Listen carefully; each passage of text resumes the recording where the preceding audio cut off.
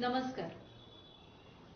National IMAच्या community health project for adolescent girls and बॉईजच्या अंतर्गत मिशन पिंक हेल्थ ह्या त्याच्या आपल्या पहिल्या फेसबुक लाईव्ह सत्रात नाशिक IMAच्या वतीने मी डॉक्टर स्वप्ना कुलकर्णी आपलं सगळ्यांचं स्वागत करते. आजचा आपला विषय आहे PCOS अर्थात polycystic ovarian syndrome in ॲडॉलसंट girls. या विषयासाठी आपल्याला याची माहिती द्यायला आज आपल्या सोबत आहे doctor Tushar Godbole. Sir paediatric and adolescent endocrinologist म्हणून नाशिकमध्ये कार्यरत आहेत. स्पेशल त्यांचे जे फील्ड ऑफ इंटरेस्ट आहेत ते डायबेटीज, पीडियाट्रिक डायबेटीज, PCOD आणि लठ्ठपणा यावर त्यांनी बरंच काम केलेलं आहे. सो सर आता आपल्याशी संवाद साधणार आहे ऑल अबाउट PCOS. नमस्कार. आजच्या फेसबुक लाईव्ह मध्ये सगळ्यांचं स्वागत. आणि सर्वप्रथम मिशन पिंक हेल्थ च्या टीमचं मी मनपूर्वक अभिनंदन करतो की त्यांनी ही संकल्पना आपल्या सगळ्यात समोर मांडली. आणि या लेक्चरच्या नेक्स्ट एक तासाभराच्या या 3 लेक्चर्समध्ये आपण PCOD बद्दल आणि त्याच्याबद्दल होणाऱ्या त्या आजाराचे काही पैलू आपण बघणार आहोत. आणि या पैलूंसोबत प्रिव्हेन्शन म्हणजे हे न व्हावं यासाठी जीवनशैलीमध्ये काय काय बदल करू शकतो हे देखील आपण या चर्चासत्रामध्ये ऐकणार आहोत. सो आपल्यासाठी ऑल अबाउट PCOD या विषयावर मी थोडंसं काही बोलणार आहे आणि त्यासाठी मी काही प्लॅकार्ड्सचा तुमच्यासाठी वापर करतो आहोत. आय होप तुम्हाला हे सगळ्यांना दिसत असेल. Is it visible? So all about PCOD समज गैरसमज याबद्दल आज आपण बोलणार आहोत. So what is PCOD? PCOD म्हणजे काय? सो तुमच्या स्क्रीन समोर तुम्हाला दिसतंय की PCOD हा एक त्रिकोण तुम्हाला दिसतोय. या त्रिकोणाच्या वरती तुम्ही बघता आहात इररेग्युलर मेन्सेस म्हणजे पाळीची अनियमितता. त्या त्रिकोणाचा दुसरा भाग तुम्हाला दिसतो आहे चेहऱ्यावरचे मुरुम किंवा केस. सो हे एक्सेसिव्ह हेअर किंवा पिंपल्स ज्याला आपण म्हटलं जातं चेहऱ्यावरचे पिंपल्स हे अतिरिक्त प्रमाणात असतील. आणि या त्रिकोणाचा तिसरा भाग तुम्हाला दिसतोय मल्टिपल सिस्ट म्हणजेच बीजांडांमध्ये सूज. या नावामध्येच तुम्हाला दिसतंय पॉलिसिस्टिक ओव्हरी सिंड्रोम. सिंड्रोम याचा अर्थ 2-3 प्रकारचे आजार जेव्हा एकत्र होतात तेव्हा त्याला सिंड्रोम असं म्हटलं जातं. काही जणांना पॉलिसिस्टिक ओव्हरी डिसीज असं देखील म्हणतात. तर सिंड्रोम म्हणजे काय? हे 3 वेगवेगळे आजार म्हणजे चेहऱ्यावरचे अतिरिक्त प्रमाणात पुरुषांचे हार्मोनचे जे लक्षणं आहेत उदाहरणार्थ पिंपल्स किंवा केस. जर तुम्ही सोनोग्राफी केली तर त्याच्यामध्ये बीजांडांमध्ये काही बुडबुडेसारखे दिसतात. आणि पाळी अनियमित येणे हे 3 विविध प्रकारचे लक्षणं जेव्हा एकत्र होतात त्याला PCOD असं म्हटलं गेलं. PCOD कोणामध्ये होतो? PCOD हा वयात आलेल्या मुलींमध्ये जोपर्यंत त्यांना पाळी चालू आहे तोपर्यंत कधीही होऊ शकतो. मात्र हा तरुण मुलींमध्ये हा कॉमनली बघितला जाणारा आजार आहे. याच्याबद्दल आपण थोडीशी लक्षणं याची काय आहेत ती जाणून घेऊ. आपण नेहमी ऐकतो की PCOD किंवा ज्यांना पाळीची अनियमितता आहे अशा मुलींना किंवा अशा स्त्रियांना सांगितलं जातं की तुला पाळी येत नाहीये किंवा तुझी पाळी कमी येतेय म्हणून तुझं वजन वाढलंय. सो हे एक स्टेटमेंट किंवा हे विधान तुमच्या समोर मी ठेवतोय. पुढीलपैकी कुठलं विधान बरोबर आहे? पहिलं आहे की आय एम गेनिंग वेट, माझं वजन वाढतंय कारण मला पाळी येत नाहीये. हे बरोबर आहे की दुसरं विधान वाचा, मी जाड झाल्यामुळे मला पाळी येत नाही. So since I am overweight I am not getting periods. यातलं कुठलं विधान बरोबर वाटतं तुम्हाला? विचार करा. हे पहिलं वाचायला खूप छान वाटतं की मी जाड झालीये कारण मला पाळी येत नाही. सो लोकांना वाटतं की पाळी न आल्यामुळे शरीर सुजतं आणि त्यामुळे वजन वाढतं. पिरियड्स येऊन गेल्यानंतर 1 ते 1.5 किलो वजन हलकं होतं हे जरी बरोबर असलं तरी जर तुमचं वजन 20-25 किलो ओव्हरवेट आहे, एक्स्ट्रा आहे, तर पाळी न येणं हे त्याचं कारण नाहीये. सो स्टेटमेंट 2 हे सेकंड स्टेटमेंट जास्त बरोबर आहे. माझं वजन जास्त असल्यामुळे मला पाळी येत नाहीये हे स्टेटमेंट हे कॉमनली बघायला मिळतं. कारण PCOD हा ओबीज किंवा स्थूल मुलींमध्ये जास्त बघितला जाणारा आजार आहे. सो हू गेट्स PCOD? PCOD कोणाला होतो? याच्यामध्ये बघा बॉर्न स्मॉल, सो आपलं वजन जन्मतः जर 2.5 किलोपेक्षा कमी असेल तर पीसीओडी होण्याची शक्यता जास्त असेल. दुसरं आहे ओबीज गर्ल्स, सो ज्या मुलींच्या उंचीसाठी ज्यांचं वजन जास्त आहे अशा मुलींना पीसीओडी होण्याची शक्यता जास्त असते. तिसरं आहे अर्ली प्युबर्टी, म्हणजे एखादी मुलगी जर वयात लवकर येत असेल. आपण बघत आहात की आजकाल मुलींना 6व्या-7व्या इयत्तेमध्ये पिरियड्स चालू होतात. तुम्हाला कदाचित आठवत असेल तुमच्या पिढीमध्ये, किंवा तुम्ही पालक असाल, शिक्षक असाल, तुमच्या पिढीमध्ये आपण म्हणायचो की 7वीमध्ये 8वीमध्ये मुलींना पाळी येते, पण आजकाल 6व्या इयत्तेत पण आपण पाळी बघतो. आणि या मुलींना पीसीओडी होण्याची शक्यता इतर मुलींपेक्षा जास्त असते. आणि चौथा सगळ्यात महत्वाचा फॅक्टर म्हणजे फॅमिली हिस्ट्री. आपल्या कुटुंबामध्ये जर आपल्या आईला, आपल्या आत्याला, मावशीला, बहिणीला जर पीसीओडी असेल, किंवा स्ट्रॉंग हिस्ट्री ऑफ डायबिटीज, जर वडिलांना, आईला, आजी आजोबांना कोणाला कमी वयात डायबिटीज झालेला असेल तरी देखील आपल्याला पीसीओडी होण्याची शक्यता खूप जास्त आहे. सो याचे 3 कॉम्पोनंट्स बद्दल आपण बोलणार आहोत. पहिला कॉम्पोनंट आहे, पहिला याच्यातला भाग आहे तो म्हणजे इररेग्युलर मेन्सेस. सो पाळी अनियमित कधी म्हणायची, कुठली पाळीला अनियमित आहे असं म्हणायचं. आपल्याला माहिती असेल की पाळी चालू झाल्यानंतर पहिला 1 वर्ष हे आपल्या शरीराला हे नवीन पाळीचं जे सायकल आहे हे सेट व्हायला वेळ लागतो. सो पहिले 6 महिने आणि कधी कधी 1 वर्ष ही पाळी अनियमित असू शकते, ज्याच्यासाठी खरं तर काही ट्रीटमेंटची आवश्यकता नसते. मात्र जर पाळी चालू झाल्यानंतर 2 वर्षानंतर देखील जर हे पाळीचं चक्र नियमित झालं नाही आणि ही पाळी जर तुम्हाला 21 दिवसाच्या आत येत असेल किंवा 45 दिवसाच्या नंतर येत असेल तर याला अनियमित पाळी म्हटलं गेलंय. आणि या व्यतिरिक्त जर 3 महिने सलग पाळी आलीच नाही तरी देखील त्याला आपण अनियमित पिरियड्स असं म्हणतो. इथे खाली एक लाईन मी मुद्दाम लिहिली, पीसीओडीसाठी नाही पण इन जनरल वयाच्या 15व्या वर्षापर्यंत जर आपल्या मुलींना किंवा आपल्या विद्यार्थिनींना पाळी चालू झाली नसेल, लक्षात ठेवा 15व्या वाढदिवसापर्यंत म्हणजे 10व्या इयत्तेपर्यंत जर पाळी आलेली नसेल तर त्यांना डॉक्टरांना भेटणं हे आवश्यक आहे. पुढे जाऊया. आता हा पहिला कॉम्पोनंट आपण बघितला तो म्हणजे एक्सेसिव्ह ब्लिडिंग किंवा पाळीची अनियमितता. दुसरा आहे तो म्हणजे एक्सेसिव्ह हेअर किंवा ऍक्नी. सो चेहऱ्यावर अतिरिक्त प्रमाणात असलेले केस. हे कशाला अतिरिक्त म्हणायचं, आपल्याला माहिती असेल की काही कम्युनिटीज आहेत, काही जातींमध्ये किंवा काही जमातींमध्ये, उदाहरणार्थ पंजाबी कम्युनिटीजमध्ये किंवा सिख कम्युनिटीजमध्ये किंवा काही लोकेशन्समध्ये भारतामध्ये तुम्ही बघता की शरीरावर केसांचं प्रमाण निसर्गतः जास्त असतं.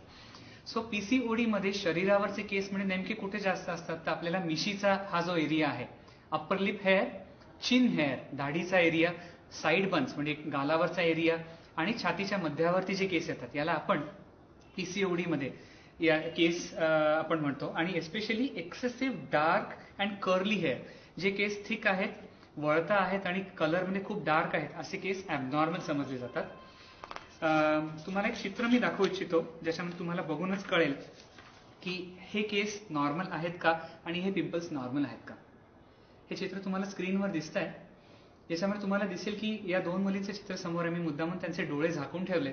याच्यामध्ये तुमच्या स्क्रीनच्या डाव्या हाताला जे दिसतंय त्या या मुलीला खूप सारे पिंपल्स आहेत गालावर आणि त्याचे डाग पडत आहेत आणि तिच्या गालावर खूप सारे केस पण दिसत आहेत. आणि तुमच्या स्क्रीनच्या उजव्या हाताला जी मुलगी दिसते तिला ऑलमोस्ट वयात येणाऱ्या मुलांप्रमाणे एक मिशी आलेली दिसते. So excessive hair on the face, especially moustache area, याला आपण एक्सेसिव्ह अँड्रोजन किंवा पुरुषांचं हार्मोन जास्त असल्याचं एक लक्षण आपण म्हटलं गेलं. तसंच एक आणखीन तुम्हाला मला एक चित्र दाखवायचं आहे. आता ही एक लहान मुलगी आहे, वयात येणारी साधारण 15.5-16 वर्षाचीच एक मुलगी आहे. आपल्यातलीच एक विद्यार्थिनी आपण समजूयात. या मुलीचं वैशिष्ट्य बघा, ही मुलगी वयाने म्हणजे वयात येणारी प्युबर्टीमध्ये जरी असली तरी तिची मानेवरची त्वचा तुम्ही बघाल, तुम्हाला मला माहित नाही स्क्रीनवर किती क्लिअरली दिसत आहे, पण हिच्या मानेवर एक काळा काळा थर साचलाय आणि चेहऱ्यावर अतिरिक्त प्रमाणात केस आणि पिंपल्स आपल्याला दिसतात. सो याला आपण म्हटलं गेलं आहे एकॅन्थोसिस किंवा इन्सुलिन रेझिस्टन्स. सो वयात येताना जर आपण स्थूल असाल, पाळी अनियमित होत असेल आणि मानेवर जर काळा एक थर, एक लेअर जमा होत असेल तर या मुलींना पीसीओडी सोबत लवकर वयामध्ये डायबिटीज होण्याची शक्यता असते. सो पीसीओडी मध्ये ही झाली बाहेरची लक्षणं.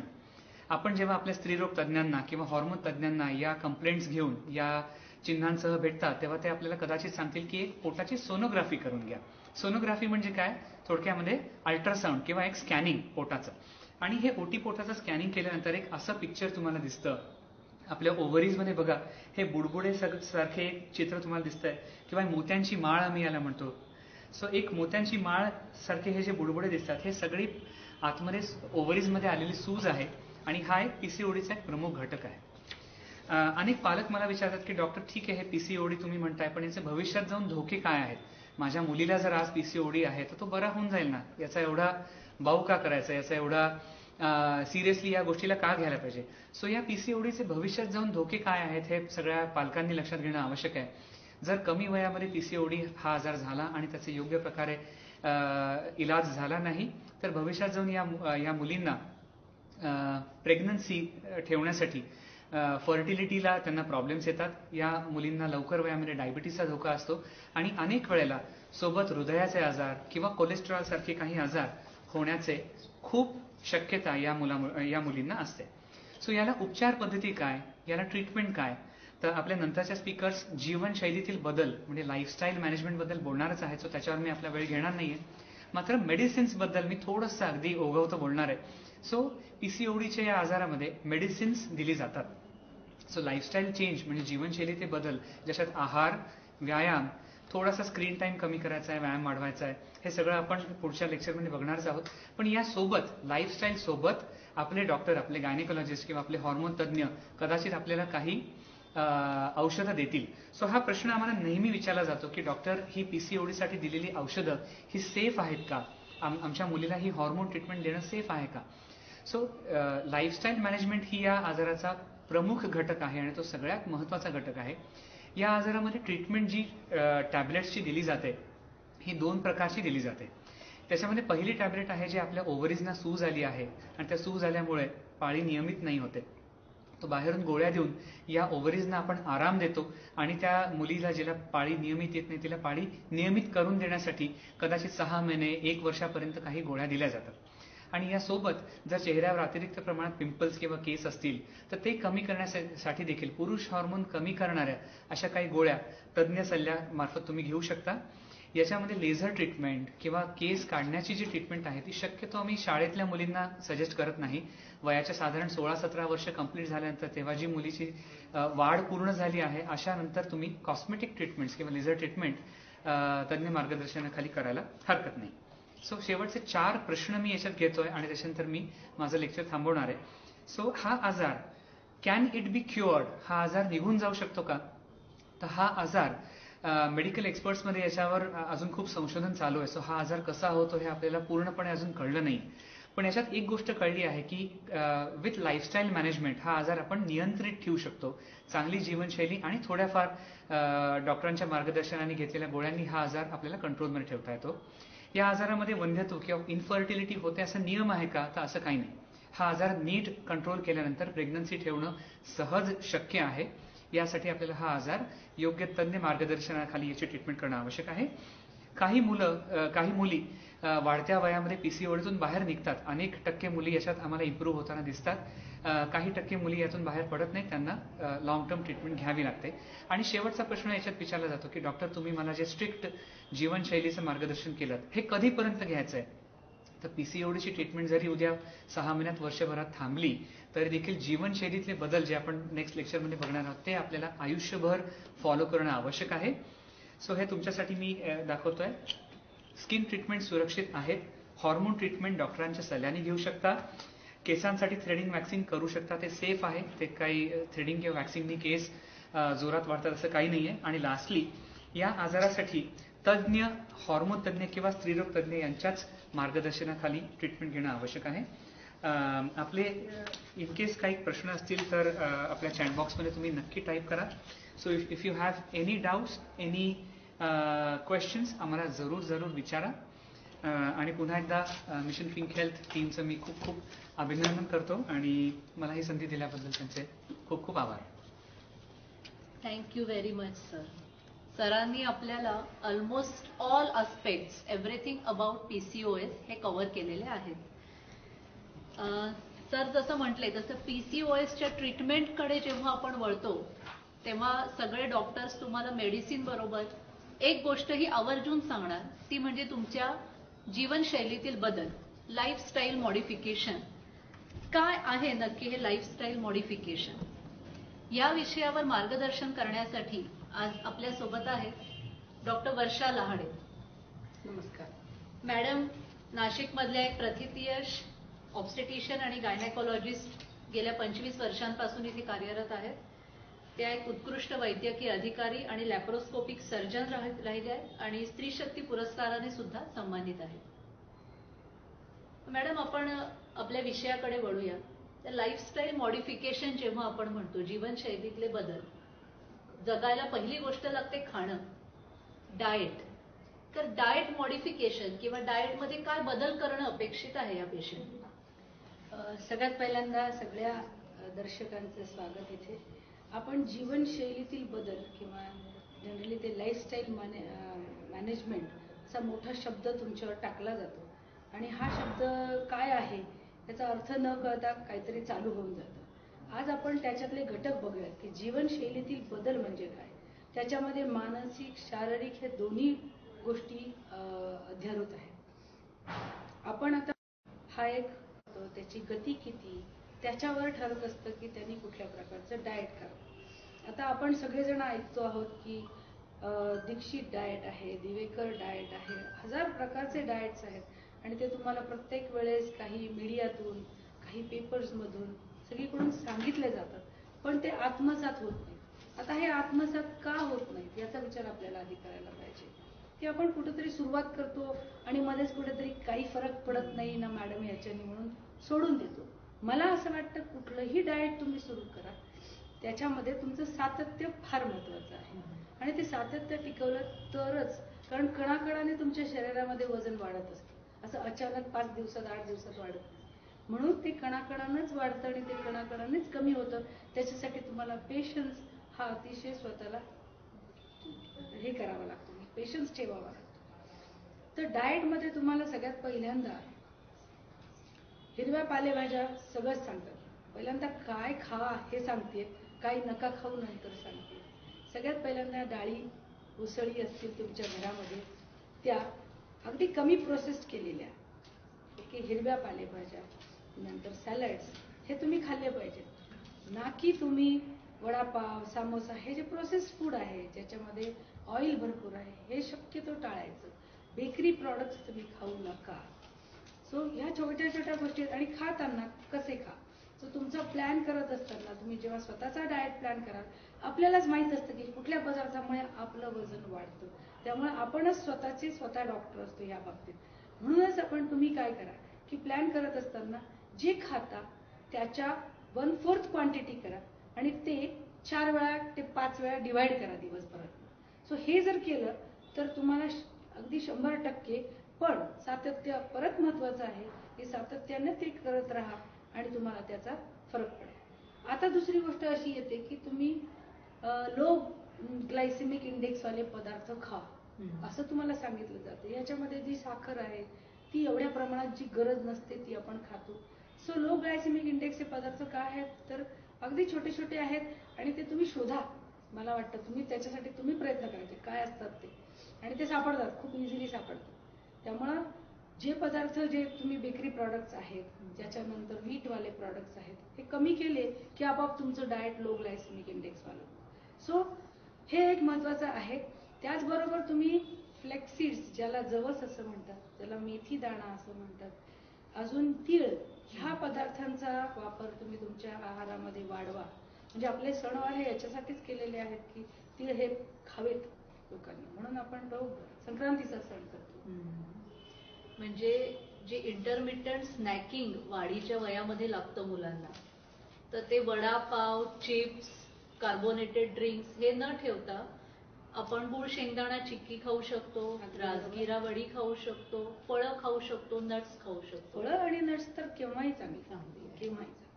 आणि मॅडम जसं म्हटलं तसं एकच डाएट मॉडेल हे सगळ्यांना अप्लाय होत नाही. तर आपली प्रकृती, आपला बॉडीचा स्वभाव बघून त्याप्रमाणे आपण डाएट निवडणं अपेक्षित आहे. आता हे डाएट करताना आपल्या ज्या न्यूट्रिशनल नीड्स आहेत, वाढीच्या वयातल्या मुलांना जे गरजेचे उष्मांक आहेत ते पण मेंटेन होत आहेत ना, हेही बघितलं गेलं पाहिजे. तर त्याची काळजी कशी घ्यायची, म्हणजे ते बॅलन्स कसं करायचं? हे बघा, आता सगळ्यात पहिल्यांदा आपण जे रोजच्या आपल्या घरामध्ये जे काही बनतं ते अगदी वरण भात भाजी पोळी ते आपल्या न्यूट्रिशनल नीड्स पूर्णच करतो. पुरेसं. त्याच्यामध्ये लोणचं असतं, चटणी असते, लिंबू असतं. भारतीय जनरली महाराष्ट्रीयन डाएट जे आहे त्याच्यामध्ये अर्थात सगळ्याच डाएट्समध्ये असतं, पण आपल्या मराठी माणसाच्या ताटामध्ये मला वाटतं सगळे अन्न घटक असतात. बरोबर. ते फक्त तुम्हाला बॅलन्स पद्धतीनं खाल्ले गेले पाहिजे, तरच तुम्हाला ते तुमच्या रोजच्या याला जेवढ्या कॅलरीजची गरज आहे 500 ते 1000 कॅलरीजची गरज तेवढ्या त्या पुरेशा मिळतात. ओके. फक्त त्याचं प्रमाण अति नको. आणि काय होते मॅडम, मी सकाळपासून काहीच खात नाही असं जेव्हा माझी पेशंट म्हणते आणि रात्री एकदम येऊन ती जर ताट भरून भात खात असेल तर मग त्याचा उपयोग नाही. बिंज इटिंग जे it has to be balanced. Diet वरती आपण बऱ्यापैकी मला वाटते डिस्कशन केलं आहे. तरी प्रेक्षकांच्या काही क्वेरीज असतील, काही क्वेश्चन्स असतील तर जो नंबर दिलेला आहे आम्ही लिंकमध्ये त्यावर तुम्ही कमेंट सेक्शनमध्ये तुमचे प्रश्न टाकू शकता. पुढे आपण आता डाएट नंतर वळूया एक्झरसाईजकडे. लाईफस्टाईल किंवा तुमची जी जीवनशैली आहे त्यातला एक्झरसाईज हा एक महत्वाचा भाग आहे. याच्यातही बरेच प्रश्न असतात आपल्या मनात की मी कोणत्या प्रकारचा व्यायाम करू, योगासनं करणं पुरेसं आहे का सायकलिंग चांगलं आहे का स्विमिंग चांगलं आहे. एक्झरसाइज म्हणजे दिवसभर मी काम करते हा माझा एक्झरसाइज नाही का, हा एक मोठा प्रश्न असतो. बरोबर. तो एक्झरसाइज नसतो, तो एक्झर्शन असतो. त्याच्यामुळे तुम्ही थकता, पण एक्झरसाइज मुळे तुमच्या शरीराला एक प्रकारचा टोन येतो. सो एक्झरसाइज हा फार महत्वाचा प्रश्न स्वप्नांनी विचारला की खरं तुम्हाला करायची गरज आहे का, कुणाला करायची गरज आहे. मी तर म्हणेन सगळ्यांना करायची गरज आहे. Every person. पीसीओडीच्या असणाऱ्या मुलींना तर गरजच आहे, कारण त्यांनी जवळजवळ आठवड्यातनं 3 ते 4 वेळा 35 ते 45 मिनिटं 40 ते 45 मिनिटं कुठलीही एक्झरसाइज, मग ती सायकलिंग असो, स्विमिंग असो, वॉकिंग, ब्रिस्क वॉकिंग असो, योगा असो, कुठलीही एक्झरसाइज करणं खूप गरजेचं आहे. ओके. आणि एक रेस्ट डे असला तर चालू शकतो. मला हे म्हणायचंय की एक्झरसाइज तुम्ही जसं म्हणाला सगळ्यांसाठीच फायदेशीर आहे, नॉट ओन्ली पीसीओएस. पीसीओएस मध्ये व्यायामाने एक्झरसाइजने असा नेमका काय फायदा होतो. ओके. आता गोडबोले सरांनी जसं सांगितलं की तुमचं इन्शुलिन रेजिस्टन्स जो असतो तो खचितच त्याच्यामध्ये बदल व्हायचा, तुम्हाला फरक पडतो. वॉटर रिटेन्शन तुमचं कमी होतं जे पीसीओडीच्या मुलींमध्ये असतं. त्याचबरोबर तुम्हाला एक्झरसाइज केल्यावर आता पुन्हा एक्झरसाइज आल्यानंतर पुन्हा एक्झरसाइज किती दिवस करायची हा एक मोठा प्रश्न असतो. पुन्हा त्याच्यामध्येही ते सातत्य फार महत्वाचं आहे की एकदा एक्झरसाइज सुरू केली की ती कंटिन्यू ठेवणे हे फार महत्वाचं आहे. आणि आता एक्झरसाइजचा कधी कधी ना खूप एरोबिक्स केल्या किंवा वॉकिंग केलं की त्याचाही कंटाळा यायला लागतो. सो तुमच्या एक्झरसाइज मध्ये काही दिवसानंतर थोडासा बदल होण्याची गरज आहे. एक्झरसाइज फक्त तुमच्या शरीराला स्टोन नाही करत, तुमच्या माइंडला पण ती एक्झरसाइज करत असते. म्हणजे काय होतं की तुमचं आनंदी राहता, त्यात तुम्ही एन्जॉय करायला लागता. काही दिवसानंतर पहिल्या काही दिवसात एक्झरसाइज केल्यावर तुम्हाला ते थकायला होतं, यू गेट म्हणजे थोडं तुम्हाला दमायला होतं, मग कंटाळा येतो. तसं नाही, तो एक्झरसाइज ही एन्जॉय करा आणि एकदा एन्जॉयमेंट वाटायला लागली की मग तुम्ही ती सतत चालू ठेवा. बरोबर. सेल्फ एस्टीम जो आहे आपला, म्हणजे आपण हे करू शकतोय, करायच्या आधी भीती वाटते पण एकदा त्यात पडल्यानंतर करू शकतोय हे लक्षात आल्यावर नक्कीच आपण त्याच्यात पुढे प्रोग्रेस करू शकू. करेक्ट. डाएट आणि एक्झरसाइज ह्या दोन्ही गोष्टी आपण अंगीकारल्यानंतर जो एक महत्वाचा बदल होणं अपेक्षित आहे, वेट रिडक्शन, वेट लॉस, वजन कमी करणं. जसं सर मघा म्हटले की बरेचसे पेशंट हे ओबेस कॅटेगरीत असतात पीसीओएसचे. वेट रिडक्शन त्यांच्यासाठी बरोबर आहे, पण एक कॅटेगरी अशी पण आहे लीन पीसीओएस की ज्या मुली अगदी बारीक असतात, दे डोंट हॅव म्हणजे काही चरबी अशी नसतेच, त्यांना सुद्धा वेट रिडक्शन आहे गरजेचं. त्यांना वेट रिडक्शनची गरज नाही, पण त्यांना एक्झरसाइजची गरज आहे. ओके. त्यांनाही इन्शुलिन रेजिस्टन्स असतो, बट बरोबर ऍट जशा ओबीस पेशंट्सला असतो. म्हणून त्यांना एक्झरसाइज करणं अतिशय गरज. असं नाही की लीन पीसीओएसनी करायचा नाही आणि यांनी करायचं. Everyone should do it. Okay. So एक्झरसाइजचा पर्पज वेट रिडक्शन हा ओबीस पीसीओएस साठी आहेच आहे, पण लीन पीसीओएस साठी माझ्या मते त्यांचा मेटाबॉलिक रेट हा रेग्युलर राहावा, नॉर्मल मेटाबॉलिझम बॉडीचा सुरू राहावा, याच्यासाठी एक्झरसाइज कडे लक्ष देणं. आणि ह्या दोन्ही गोष्टींमुळे बेसिकली तुमचा मेटाबॉलिक रेट पण वाढतो आणि दुसरी गोष्ट 5% 10% तुमच्या वजनाच्या थोडंसं वजन कमी झालं की तुमच्या पाळीच्या ज्या तक्रारी असतात ना, बरोबर. त्या सुरळीत व्हायला लागतात. नियमितता जी रेग्युलॅरिटी आहे ती येऊन जाते. हा सगळा आपला फिजिकल आस्पेक्ट आपण डिस्कस केला बऱ्यापैकी. तर जसं मगाशी म्हणाले की बऱ्याचशा कॉस्मेटिक किंवा शारीरिक अपिअरन्स, फिजिकल अपिअरन्स मध्ये सुद्धा बरेच बदल होतात पीसीओएस मुलींमध्ये. त्याविषयी तुमचं काय म्हणणं आहे मॅडम? पीसीओएस मध्ये आता सरांनी जसं सांगितलं की वजन वाढलेलं असतं. बऱ्याचदा त्या वजन वाढलेल्या मुलीला एक कॉन्फिडन्स लेवल कमी असते. त्याचबरोबर मानेवर काळं असणे, 4 ठिकाणी ती पार्लरला जाऊन प्रयत्न करते की ते काळे डाग जातील कसे, पण ते जात नसतात.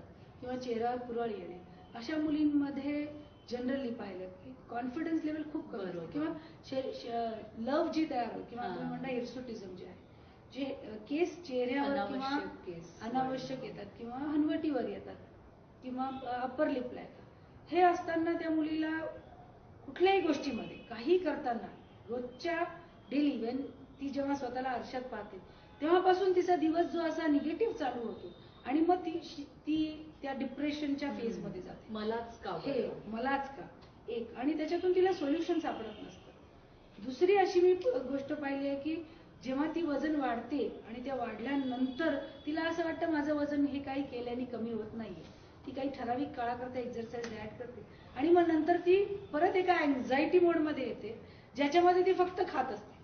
बरोबर. अगेन ची थिंकिंग खाऊन एवढंच वाढतंय तर मग ठीक आहे, मी आता काहीच करणार. सो या दोन्ही गोष्टी काउंटर बॅलन्स करत असते, पण इट इज व्हेरी डिफिकल्ट. खूपच अवघड आहे. अँझायटी आणि डिप्रेशन हे जर तुम्ही फक्त एक्सरसाइज आणि डाएटमुळे होत असेल कमी तर वाय नॉट. सो ह्या सगळ्या गोष्टी मुलींनी करणं खूप गरजेचं आहे. खरंय. म्हणजे आपल्या आजच्या युगामध्ये आधी पण आपलं physical appearance it carries a lot many things for your confidence. वागण्यामध्ये, तिच्या बोलण्यामध्ये, तिच्या चालण्यामध्ये इमिजिएट फरक पडतो. जर तिची आपण लेझर ट्रीटमेंट केली, जर तिच्या चेहऱ्यावरती आपण पुटकुळ्या जर आपल्याकडे आली आणि तिच्या कमी झाल्या, इमिजिएटली तिचा तो कॉन्फिडन्स वाढतो. सगळ्याच बाबतीत वाढतो. आता ह्या एजला ही ट्रीटमेंट करून देणारे जे आहेत ते पालक आहेत. जसं की मग तो फोटो पाहिला आपण, मुलीच्या इथे काळं काळं वाटतंय, आई म्हणते तू आंघोळ करताना ते घासत नाहीस मान, त्याच्यामुळे होत आहे. पण हा तिला एक मेन प्रॉब्लेम आहे. पालकांची पण याच्यात भूमिका खूप महत्वाची आहे. पालकांसाठी तुम्ही काय सल्ला द्या? पालकांसाठी सगळ्यात पहिला माझा सल्ला राहील की तुम्ही ते आयडेंटिफाय करा, की तुम्ही ओळखा आपल्या मुलाला पीसीओडी आहे. पण त्याच्या कसं ओळखणार, तर सगळ्यात पहिल्यांदा सरांनी सांगितल्याप्रमाणे वजन वाढणे, अननेसेसरी तिचं वजन वाढणे, पाळीच्या इरेग्युलॅरिटीज असतील, तिच्या मानेवर चेहऱ्यावरती काळे डाग असतील, तिच्या चेहऱ्यावर पुटकुळ्या आल्या असतील, या सगळ्या गोष्टींमुळे पालकांनी किंवा एस्पेशली आईनं हे ओळखणं पहिलं गरजेचं आहे. ओळखल्यानंतर तिला त्याच्यासाठी काय करता येईल, तिला सगळ्यात पहिल्यांदा नाकारून चालणार नाहीये, तुला असंच होतं काही नाही, तिला साथ देणं फार गरजेचं असतं. सो तिला साथ द्या. तिला घेऊन स्त्रीरोग तज्ञ असतील, एंडोक्राइनॉलॉजिस्ट असतील, यांची ओपिनियन घ्या की ती काय करू शकते. आणि हे करत असताना तिला आता एखाद्या ठिकाणी जाणं संकोचित वाटत असेल कदाचित, त्याबरोबर तिच्याबरोबर जा. सो तिला साथ देणं अतिशय गरजेचं आहे, तिला पूर्णपणे, आईनी आणि वडिलांनी सुद्धा. बरोबर. आपण आता या दोन्ही स्पीकर्सच्या वक्तव्यातून एवढं तर नक्की पाहिलंय की पीसीओएस हा आजार नाही आहे, इट इज अ सिंड्रोम. बऱ्याच प्रकारची लक्षणं त्याच्यात आहेत आणि आपण जर काळजी घेतली आपल्या जीवनशैलीची, लाईफस्टाईल मॉडिफिकेशन त्या पद्धतीने करत गेलो, वेट आपलं बॅलन्स ठेवलं, खाणं, व्यायाम, तर आपण नक्कीच याच्यावर मात करू शकतो आहे. Thank you so much madam. तुम्ही आमच्या बऱ्याच क्वेरीजना आन्सर केलेलं आहे. अजूनही काही प्रेक्षकांचे प्रश्न आले तर आपण याविषयी परत बोलूया. धन्यवाद. आभारी आहे आपला. छान. आता याचा जो पुढचा सत्राकडे आपण वळूया. इथे आपल्याकडे आज थर्ड स्पीकर म्हणून आहे doctor Reena Rathi madam. Welcome madam. Thank you. Madam adolescent paediatrician म्हणून गेल्या 16 वर्षांपासून नाशिकमध्ये कार्यरत आहेत. त्या नाशिक IAPच्या सेक्रेटरी आहेत आणि बरेच ऑनलाईन ॲडॉलसंट गर्ल्स अँड बॉईजसाठीचे वर्कशॉप्स त्यांनी घेतलेले आहेत. त्यांच्या पॅरेंट्ससाठी सुद्धा मॅडमनी वर्कशॉप घेतलेत, त्या कन्सल्टिंग सुद्धा करतायत त्यांचं. मॅडम आज आपल्या सोबत आहेत त्यांचे विचार मांडण्यासाठी. एम्पॉवरिंग टुडेज यूथ, आजच्या तरुणाईचं सशक्तीकरण या विषयावर मॅडम सोबत प्रश्नोत्तरांचं सत्र चालू ठेवणार आहेत डॉक्टर कविता गाडेकर, आपल्या मिशन पिंक हेल्थच्या नाशिकच्या चेअरमन. नमस्ते. Thank you doctor Swapna. Welcome doctor Reena. Thank you Kavita. आपण एक जरा वेगळा विषय घेतलेला आहे, यूथ एम्पॉवरमेंट. आता पहिला प्रश्न हा आहे की यूथ एम्पॉवरमेंट म्हणजे नक्की काय? कविता, विषय वेगळा आहे पण खूप गरजेचा आहे. मी तर म्हणेल प्रेक्षकांना की हा आजच्या युगातला बेस आहे. यूथ एम्पॉवरमेंट म्हणजे काय, हा तुझा पहिला प्रश्न आहे. तर मी सांगू इच्छिते की यूथ एम्पॉवरमेंट म्हणजे आपण फक्त आधी यूथला बाजूला घेऊया आणि एम्पॉवरमेंट बाजूला ठेवूया. सगळ्यात अगोदर आपण समजून घेऊ यूथ म्हणजे काय. तर कोणतेही मुलगा मुलगी जेव्हा वयात येतात तर त्यांच्या वयात येणारी जी वर्ष आहेत त्यातले वय वर्ष 15 ते वय वर्ष 24 हे जे एज ग्रुप आहे त्याला आपण यूथ म्हणून ओळखतो, म्हणजे आजचे तरुण. आणि त्यांचं एम्पॉवरमेंट करणं म्हणजे काय की त्यांना एनकरेज करणं, त्यांना सशक्त बनवणं, त्यांना असं बनवणं की जेणेकरून त्यांच्या लाईफचे डिसिजन ते स्वतः घेऊ शकतील, त्यांच्या लाईफचे ते स्वतः इन्चार्ज होऊ शकतील.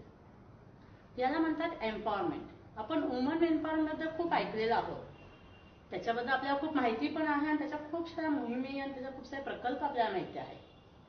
पण जो नवीन मुद्दा येतो आहे तो यूथ एम्पॉवरमेंटचा, आणि जो काय जागरूकता होणं त्याच्याबद्दल खूप गरजेची आहे. त्यामुळे मी मिशन पिंक हेल्थचा खूप आभार मानते की त्यांनी इतकं सेन्सिटिव्ह विषयाला हात घातलेला आहे आणि त्यांना प्रेक्षकांपर्यंत पोहोचवण्याचा एक प्रयत्न सुरू केलेला आहे. Thank you very much for that. आता यूथलाच आपल्याला एम्पॉवर का करायचं आहे? Basic question. आपण आतापर्यंत वुमन एम्पॉवरमेंट ऐकलं आहे, हा फारच म्हणजे बरोबर. यूथ एम्पॉवरमेंट आत्ताच्या पिढीला एम्पॉवर करणं असं का वाटतं? तर आता तुम्ही जर बघाल की यूथलाच का करणं आहे, तर आपल्या भारताची जी लोकसंख्या आहे ना त्याच्यातले 30% लोक ह्या एज ग्रुपमध्ये येतात. आणि अख्ख्या वर्ल्डमध्ये संपूर्ण जगामध्ये भारत हा असा देश आहे की ज्याच्यामध्ये ही एज ग्रुप खूप जास्त प्रमाणात आहे. म्हणून भारताकडे प्रचंड मोठी पॉवर आहे. म्हणजे काय की ह्या वर्गाला जर आपण व्यवस्थित मार्गदर्शन केलं, त्यांना जर व्यवस्थित वाट दाखवली तर डेफिनेटली भारताला महासत्ता होण्यापासून कोणीही रोखू शकत नाही. थोडक्यात म्हणजे काय, जर भारताचं भवितव्य आपल्याला घडवायचं आहे किंवा एक छान भवितव्य आपल्याला द्यायचं आहे तर आपल्याला जे हे यूथ आहे, जे का बेस आहे आपल्या सोसायटीचं, आपल्या भारताचं, त्याला एम्पॉवर करणं खूप खूप गरजेचं आहे. तुम्ही कशा पद्धतीने एम्पॉवर कराल? हे बघा, आता एम्पॉवरमेंट करण्यासाठी खूप सारे कार्यक्रम आणि खूप सारे प्रकल्प किंवा म्हणजे खूप सारे स्कीम्स गव्हर्नमेंटने पण सुरू केलेले आहेत. पण हे आताचं नाही, म्हणजे 1984 पासून आपण नॅशनल युथ डे म्हणून सेलिब्रेट करतो, राष्ट्रीय युवा दिवस. आणि हा दिवस आपण सेलिब्रेट करतो आपले पूज्य स्वामी विवेकानंद यांच्या जन्मदिनी. का? कारण की त्यांना तेव्हापासून जेव्हा त्यांचा 1800 सेंचुरीमध्ये त्यांचा जन्म आहे, मला वाटते 1863 त्यावेळेसचा त्यांचा जन्म आहे. आणि त्यांनी 1893 मध्ये शिकागोमध्ये, आपल्याला सगळ्या माहिती आहे की इट्स अ वर्ल्ड फेमस, तेव्हा ते हार्डली काहीतरी 20s मध्ये असते, 20s-30s मध्ये, तेव्हापासून त्यांनी यूथला महत्व देत आहे. इट्स नॉट धिस की आपण कसं, आणि त्यांनी खूप सारे आपल्याला गाईडलाईन दिलेल्या आहेत फ्रॉम दॅट एरा की यूथला कसं एम्पॉवर करायचं आहे. कारण आता आपण गेल्या काही डिकेड्समध्ये ते जास्त आपण फॉलो करतो आहे. गव्हर्नमेंटच्या खूप साऱ्या स्कीम्स आहे एम्पॉवर करण्याच्या. पण जर बेसिक लेवलला जर आपण बघायला गेलो, म्हणजे starting from the unit, basic unit is our family, तर फॅमिलीपासून जर आपण सुरुवात केली तर मला वाटते की पुढच्या गाईडलाईन्स खूप सोप्या आहेत.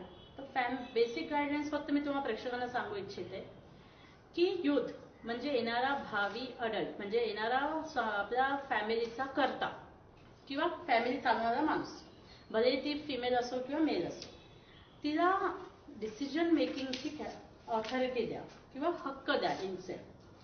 पण तो हक्क देण्यासाठी त्याला काही जबाबदारी पण द्या.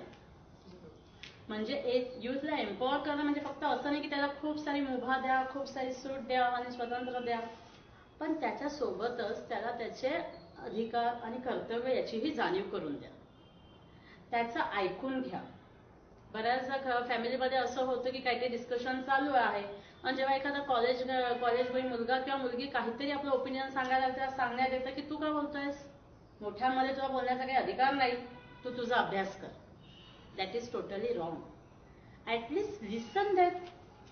कमीत कमी त्यांचा व्हॉइस ऐका आणि त्याच्यावर तुम्ही डिस्कस करा. मग त्यांना पटवून द्या की whether they are right or wrong. पण त्यासाठी गरज आहे त्यांना ऐकण्याची. आणि नेमकं इथेच आपण चुकतो. आपण त्यांना सगळं देतो, पैसा देतो, हवं ते देतो. मोबाईल बघा किती महागडे आहेत. 9वी 10वीच्या मुलांकडे मोबाईल आहेत. खाण्यापिण्याचं तर विचारूच नका. एक सांगितलं 10 वस्तू आपण समोर ठेवून देणार आहोत. पण त्यांचं पण ऐकतोय का? त्यांना आपल्याशी खूप बोलायचं आहे, पण आपल्याकडे तो वेळ आहे का? किंवा आपण त्याला तो इम्पॉर्टन्स देतो आहे का? की हो तू सांगतोय त्याला पण काही व्हॅल्यू आहे, तू सांगतोय त्यालाही काही मिनिंग आहे. किंवा नसेल तर त्याला ते पटवून द्यायला पाहिजे की इथे तुझं मत रॉंग आहे, तू ह्या पद्धतीने चुकत आहे. आणि जेव्हा आपण हे फॅमिली डिस्कशन मध्ये त्याला घेऊ, त्याचा आवाज ऐकू किंवा त्याला बाकीच्या संधी आपण जेव्हा द्यायला लागू. पण आताचं जे आहे जनरेशन एक्स म्हणतो आपण, त्यांना ऑलरेडी बरंच ज्ञान असतं असं त्यांना वाटत असतं. त्यांना फ्रीडम हवं असतं आणि स्पेस हवी असते. अगदी बरोबर आहे. त्याच्यासाठी तुम्ही काय म्हणाल? फ्रीडम कोणाला आवडत नाही. साधा लहान मुलगा जेव्हा तो एक फर्स्ट स्टँडर्ड सेकंड स्टँडर्ड मध्ये जायला लागतो ना, तेव्हा म्हणतो आई मी माझा जाईल. तेव्हापासून फ्रीडम हे सुरू होतो. इनफॅक्ट मी म्हणेल की लहानपणापासून ते त्यांच्या आवडीचे मोबाईल चॅनल किंवा टीव्ही चॅनल त्यांच्या पद्धतीने बघण्याला प्राधान्य देतात. 1 वर्षाचं बाळ पण त्याच्या आवडीचं गाणं चेंज करा तर लगेच रडायला लागेल. So freedom starts from the beginning. पण डेफिनेटली ह्या एज मध्ये ते खूप आग्रही असतात की नाही तुम्ही आमच्यामध्ये करू नका, आमच्या ढवळ करू नका, हे आमचं आहे, हे तसं आहे, मला जायचं आहे. पेरेंट्सने फ्रेंड बनून मुलांशी वागलं पाहिजे. हे बघा जसं तुम्ही मला आधी सांगितलं की त्यांना स्वतंत्रता आवडते. बरोबर. स्वतंत्रता हवीच, त्याच्याबद्दल दुमत नाही. भले तो मुलगा असो किंवा मुलगी. पण त्या स्वतंत्रतेसोबत काही बंधनही असायला. तुम्ही एक वृक्ष बघितलाय का? तुम्ही एक साधं एक वृक्षाचं आपण उदाहरण घेऊया. त्या वृक्षावर झाडावर एखादं फळ किंवा फूल कधी येतं? एक सॉमन जेव्हा ते मोठं होतं. पण ते मोठं कधी होईल? जेव्हा त्याचे रूट्स खाली असतील. म्हणजे काय? त्या झाडाने स्वतःला जमिनीशी बांधून ठेवलं आहे म्हणून त्याच्यावर फ्रुट्स आणि फ्लॉवर्स आलेले. पण तेच झाडाने विचार केला की मलाही पक्ष्यांसारखं उडायचं आहे, तर त्या फ्रुट्स आणि फ्लॉवर्स येतील का? Absolutely not. म्हणजे काय? का हा निसर्ग आपल्याला बंधनाचे महत्व शिकवतोय. ते बंधनाचे महत्व आपल्याला कळायला हवे. भले तो तरुण असो किंवा अडल्ट असो किंवा लहान मुलगा असो. प्रत्येक बंधन हा आपल्याला काहीतरी शिकवतो किंवा आपल्याला काहीतरी सपोर्ट करतोय. साधा पतंग आपण बघतो. आत्ताच आपला पतंग महोत्सव झाला. कितीतरी पतंग आकाशात छान उडत होत्या. पण त्या केव्हापर्यंत उडतात? जोपर्यंत त्याची दोरी उडवणाऱ्याच्या हातात आहे. त्याने जर ती दोरी सोडली, म्हणजे पालकाने जर मुलांना सैरभैर सोडलं, तर पतंगासारखी त्यांची अवस्था होईल. थोडा वेळ उंच जातील आणि क्षणात जमिनीवर येऊन जातील. म्हणून जर तरुणांना जर उंच भरारी घ्यायची आहे, आकाशाला भेटायचं आहे, तर त्यांनी आपले रूट्स, आपली फॅमिली, आपले पॅरेंट्स यांना कधीही सोडून चालणार नाहीयेत. कारण हा आपला बेस आहे. आणि हेच आपल्याला आहे जे न्यूट्रिशन देत आहे, हे आपल्याला सपोर्ट देत आहे, आपल्याला मार्गदर्शन करत आहे. बरोबर. त्यांचं महत्व हे समजायलाच पाहिजे. बरं, आणखीन एक प्रश्न आहे की तरुणांची व इतर लहान मुलांची तक्रार असते की कॉन्सन्ट्रेशन होत नाहीये. कधी कधी अति स्क्रीन पाहून पण त्यांची एक असते कॉमन कंप्लेंट की झोप लागत नाहीये. जास्त ब्राईट आपण स्क्रीनला आपण मुलं एक्सपोज होतात तर झोप लागत नाही, कॉन्सन्ट्रेट करता येत नाही. आणि मुळात यंग जे जनरेशन आहे त्यांना exposure to knowledge, to information खूप आहे. तर ह्याच्यासाठी तुम्ही काय सल्ला देणार तरुणांना की काय करायला पाहिजे त्यांनी? कविता, एक सोबत 2-3 प्रश्न आहेत त्यामुळे मी पण थोडी कन्फ्युज झाली. ठीक आहे, वी टेक तुम्ही one by one. Yes. First is your screen effect. Okay. की हो नक्कीच की त्यांना त्रास होतोय. I do agree. कारण आता गेल्या 1 वर्षामध्ये आपण सगळेच ऑनलाईन झालेलो आहोत. Starting from education to business सगळं ऑनलाईन झालेलं आहे. त्यामुळे त्याचा स्क्रीनचा इफेक्ट हा येणारच आहे आणि त्याला ऍक्सेप्ट करून आपल्याला पुढे जायचं आहे. म्हणजे काय की जेव्हा फ्री टाइम आहे तेव्हा आपल्या डोळ्यांच्या एक्सरसाइज आहेत त्या करणं गरजेचं आहे. साध्या साध्या एक्सरसाइज आहे. डोळ्यांना थकवा कसा घालायचा ते आहे. मध्ये मध्ये डोळ्यांवर पाणी शिंपडणं गरजेचं आहे. त्याच्यासोबत आपल्यासमोर काहीतरी ग्रीनरी असणं गरजेचं आहे. पण जर तुम्ही खूपच सिमेंटी जंगलामध्ये राहत आहात तर ऍटलिस्ट ग्रीनरी असलेले काही वॉलपेपर्स किंवा होम प्लॅन्ट्स वगैरे तुम्ही लावू शकता जेणेकरून डोळ्यांचा थकवा निघून जाऊ शकतो. सोबत जे आहे जेव्हा आपण बघायला लागतो ना स्क्रीन एज्युकेशन किंवा जे ऑनलाईन क्लासेस चालू असतात, क्लास संपल्यानंतर तुम्ही बघाल ना मुलं ऑनलाईनच आहेत. का? कारण ते फ्लोमध्ये असतात.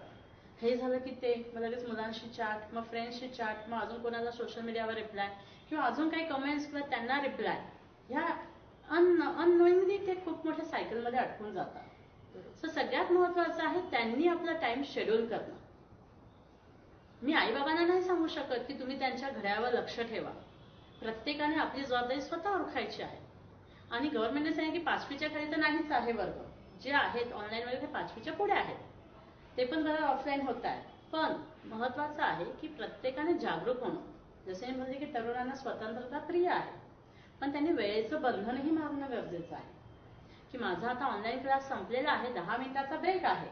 So what's that is a time for the rest of your आयज. इट इज अ टाइम की तेव्हा तुम्ही रिक्रिएट व्हा, तुम्ही थोड्या विरंगुळा करा किंवा आपल्या डोळ्यांना थोडी विश्रांती द्या, ना की कंटिन्युअस प्रोसेसमध्ये राहा. So it against individual depends. Me definitely हे सांगणार की हे सगळं बंद करा आणि परत ऑफलाईनला जा.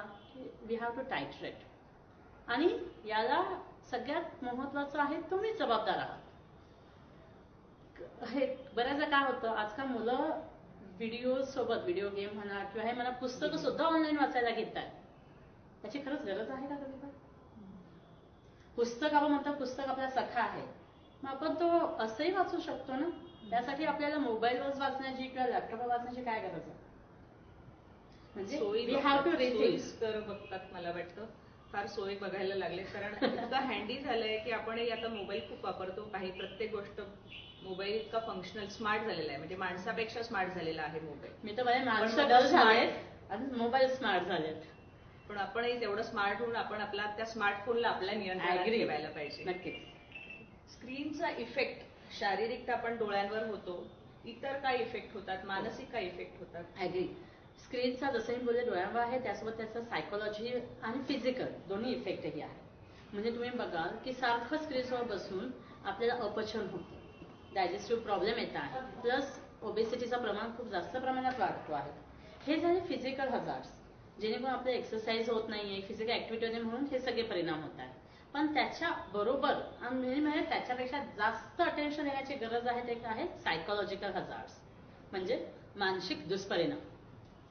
काय होत आहे सारखं स्क्रीनसोबत चिडचिडपणा येतोय, चिडचिड वाढलेली आहे, मुलांचं डिप्रेशनचं प्रमाण वाढलेलं आहे, त्यांच्यामध्ये भयानक प्रमाणात ते काय म्हणतात एकाग्री होत आहे, एकलकोंडे होत चाललेले आहेत. कारण सगळा विश्व हा फक्त त्या चौकोनी डब्यातच राहिलेला आहे. चौकोनी आयताकृती म्हणता येईल, रॉंग वर्ड झाला तो. आयताकृती डब्यामध्ये सगळं त्यांचं विश्व राहिलेलं आहे. तर असल्या या विश्वामध्ये जेव्हा ते गुरफटून जातात तेव्हा त्यांच्यामध्ये एक नैराश्य उत्पन्न झालेलं आहे. जसं मी तुम्हाला बोलले की मी बरेच ऑनलाईन कन्सल्टिंग करते, त्यामध्ये हे प्रमाण आणि हे प्रॉब्लेम्स खूप जास्त प्रमाणात आले की आम्हाला खूप एकटं वाटतंय, आम्हाला असं वाटतंय की आमची व्हॅल्यूच नाहीये, आम्हाला असं वाटतंय की आम्हाला कोणाचा सपोर्टच नाहीये. पण त्यासाठी गरज आहे तुम्हाला फिजिकली इंटरॅक्ट करण्याची, आई वडिलांसोबत बोलण्याची, मैत्रिणींसोबत कम्युनिकेट करण्याची. सगळंच ऑनलाईन नाही होऊ शकत मित्रांनो. अजूनही स्वप्नातनं जागं व्हा. फक्त फेसबुक फ्रेंड आणि इंस्टाग्राम फ्रेंड कितीही वाढले तरी गरज आहे एक खऱ्या मित्राची किंवा एका मैत्रिणीची, जी प्रत्येक वेळेस जेव्हा तुम्हाला वाटेल तेव्हा बोलण्यासाठी हजर राहणार आहे. आपण बघत आहोत आजकाल सुसाईडचं प्रमाणही त्याच्यामुळे खूप जास्त प्रमाणात वाढलेलं आहे. आपण पुन्हा आपल्या विषयाकडे परत Sure. एम्पॉवरमेंट. एम्पॉवरमेंटचे काय प्रकार आहेत? कशा पद्धतीने आणि कुठले प्रकार आहेत ते आपण युथला स्पेशली Okay. एम्पॉवर करू शकतो? बघा, एम्पॉवरमेंट म्हणजे काय, आपला एक सर्वांगीण विकास करणे. मग धोबळ मारणे म्हणजे त्या हिशोबाने त्याचे प्रकार आहेत. म्हणजे जसं सोशल आहे, सायकोलॉजिकल आहे, इकॉनॉमिकल आहे, किंवा त्याचं एज्युकेशनल आहे, पॉलिटिकल आहे.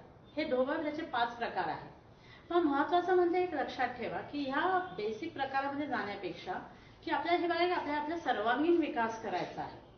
एम्पॉवरमेंट म्हणजे फक्त इतकंच नाही की तुम्हाला फक्त पैसा कमवायचा आहे. एम्पॉवरमेंट म्हणजे फक्त इतकंच नाही की फक्त हायर एज्युकेशन घ्यायचं आहे. एम्पॉवरमेंट म्हणजे आहे की आपल्याला आपल्या पॅरेंट्स सोबत जुळून घ्यायचं आहे. आपल्याला आपल्या देशासाठी, आपल्या समाजासाठी काही करायचं आहे. आपल्याला एक सोशल जबाबदारी आहे ती रेकॉग्नाइज करून घ्यायची आहे. प्लस सायकोलॉजिकल म्हणजे आपल्या मानसिकरित्याही तितकंच सबळ व्हायचं आहे जितकं आपण आर्थिकदृष्ट्या होणार आहोत. एम्पॉवरमेंट म्हणजे फक्त जॉब लावणं आणि पैसे कमवणं हे नाहीये. बरं, आता आपल्या सगळे प्रेक्षक, आपली जी युथ आहे ही मंडळी बघते आहे, तर ह्यांना तुम्ही विशेष काय सल्ला देऊ इच्छिता?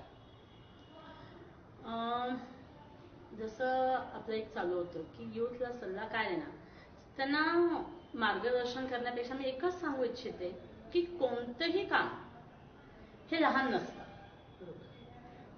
फक्त ते तुमच्या आवडीचं पाहिजे. जर तुम्हाला सक्सेसफुल व्हायचंय, जर तुम्हाला जीवनामध्ये यशस्वी व्हायचंय, तर तुम्ही कोणतंही एक काम तुमच्या आवडीचं निवडा आणि सातत्याने त्याच्यामध्ये प्रयत्न करत राहा. जितकं तुम्ही त्याच्यामध्ये इन्व्हॉल्व्ह व्हाल, त्याच्यामध्ये प्रयत्न करा, तर डेफिनेटली तुम्ही एका चांगल्या पोझिशन मध्ये जाल. आणि जसं आपण 3 इडियट्स सगळ्यांनी बघितलंय, we all know Chatur and we all know Aamir Khan, काय नाव होतं, रणछोडा, छान कसं मी विसरली. तर हे जे नाव, हे 2 आहे, ते 2 कॅरेक्टर आपल्याला खूप काही शिकवून जातात. तिथे आमिर खानही तेच सांगतो की दिल से करो. तो त्याच्या मित्रांनाही तेच समजवतो की जे करणार आहे ते आपल्या मनाने करा, ज्याला आपला आनंद येतोय त्याच्यात करा, भले ते साधं प्लंबिंगचं काम असो. कविता, आजकाल माहितीये प्लंबर लोक मिळत नाही. डॉक्टरांचं शॉर्टेज नाहीये पण प्लंबरचं शॉर्टेज आहे. Do you believe this?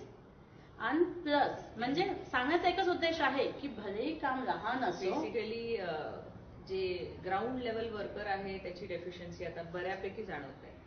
Even the poorest person जो आहे तो, त्यालाही वाटतं की आपल्या मुलाने चांगल्या शाळेत शिकावं आणि मोठी काहीतरी शिक्षण घेऊन मोठी पदवी घ्यावी. तर आता बेसिक काम करणारे जे आहे, बेस लाईन वर्कर्स जे म्हणतो आपण, त्याची खूपच कमतरता होत चालली. आणि that is a sad part of it. कारण तुम्हाला एम्पॉवर व्हायचं म्हणजे काय करायचं आहे, गरज नाही फक्त हायर एज्युकेशन घ्यायचंय. कितीतरी बीकॉम आहेत, कितीतरी LLB झालेले आहेत, पण त्याच्यामध्ये तुम्हाला इंटरेस्ट आहे तर तुम्ही तिकडे जा. तर तरुणांना एक सल्ला असा राहील की कोणतंही क्षेत्र निवडा जे तुमच्या आवडीचं आहे आणि त्याच्या सातत्याने तिथे प्रयत्न करत राहा.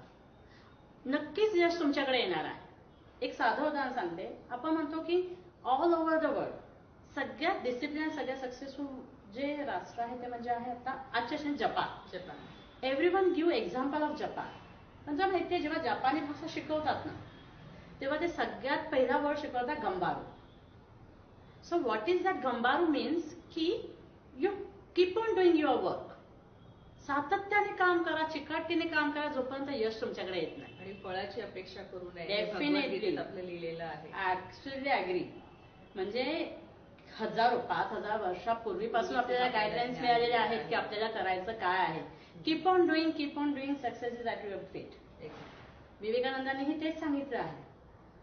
उठा, जागे व्हा आणि तोपर्यंत काम करत राहा जोपर्यंत तुम्हाला यशस्वीता मिळत नाही किंवा तुम्हाला सक्सेस मिळत नाही. तर तरुणांना फक्त हा एकच सल्ला तुम्ही लक्षात ठेवा. आणि शेवटी आणि मोठ्यांचंही ऐका. कारण नाही म्हटलं त्यांच्या वयाचा एक अनुभव असतो. आणि जर तुम्हाला तुमची गोष्ट जर वाटते की ती योग्य आहे, तर तुम्ही ते तुमच्या पेरेंट्सला पटवून देणं ही पण तुमची एक जबाबदारी असते. मोठे आहे का, म्हणजे मोठं काय सांगते आपल्याला, त्यांचे अनुभव सांग. बरोबर. आणि अनुभव आपल्याला खूप काही पुढे घेऊन जातात. एक म्हणते की एक हुशार माणूस काय असतो की जो दुसऱ्यांच्या चुकांमधून शिकतो. सो ज्या चुका मोठ्यांनी केल्या त्या आपल्याला सांगतायत की बाबा हे करू नकोस, याच्याने ट्रबल येऊ शकतो, प्रॉब्लेम येऊ शकतो. मग आपण जर खरंच हुशार आहोत तर आपल्याला त्याच्याकडनं बोध घ्यायचा आहे, त्याच्याकडनं शिकवण घ्यायची, एक लेसन घ्यायचं आहे की बाबा मला हे करायचं नाही कारण इथून प्रॉब्लेम येतील. So they are giving you shortcut. त्यांनी कितीतरी वर्ष तुम्हाला पुढे नेलं. Just giving few suggestions, few guidelines, ते फॉलो करण्यात काय हरकत आहे? डेफिनेटली आपलं बेनिफिटच आहे. खूप छान डॉक्टर रीना, खूप छान पद्धतीने तुम्ही यूथ एम्पॉवरमेंट हे एक्सप्लेन केलंय. मी डॉक्टर स्वप्ना यांना पुन्हा बोलवते त्या वोट ऑफ थँक्स आपल्या समोर सादर. थँक्यू कविता. थँक्यू. थँक्यू.